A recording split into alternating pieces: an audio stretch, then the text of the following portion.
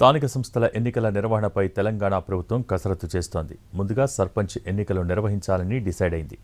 BC రిజర్వేషన్స్పై high court తీర్పు తర్వాత MPTC, ZPTC ఎన్నికలు నిర్వహించాలని నిర్ణయించింది. అయితే బీసీలకు పార్టీ పరంగా 42% రిజర్వేషన్లు కల్పిస్తూ పంచాయతీ ఎన్నికలకు వెళ్లాలని తెలంగాణ కేబినెట్ నిర్ణయించింది. బీసీలకు 42% రిజర్వేషన్స్ ఇవ్వాలని చిత్తశుద్ధితో భావించినా రాష్ట్రపతి దగ్గర బిల్లు ఆగిపోయిందని కేబినెట్ అభిప్రాయపడింది.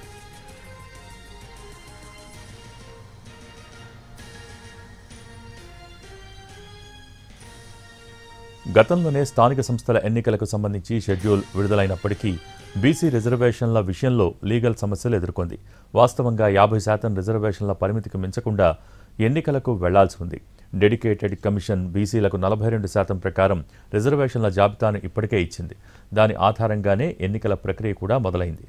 కోర్టు కేసులతో ఎన్నికల ప్రక్రియ నిలిచిపోయింది.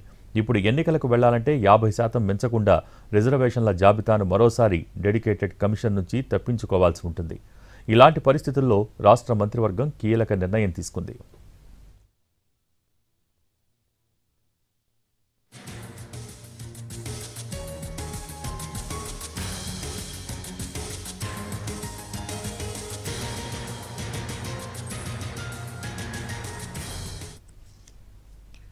ఎమ్మెల్యేల అనర్హత పిటిషన్ల విచారణలో వేగం పెంచారు తెలంగాణ అసెంబ్లీ స్పీకర్.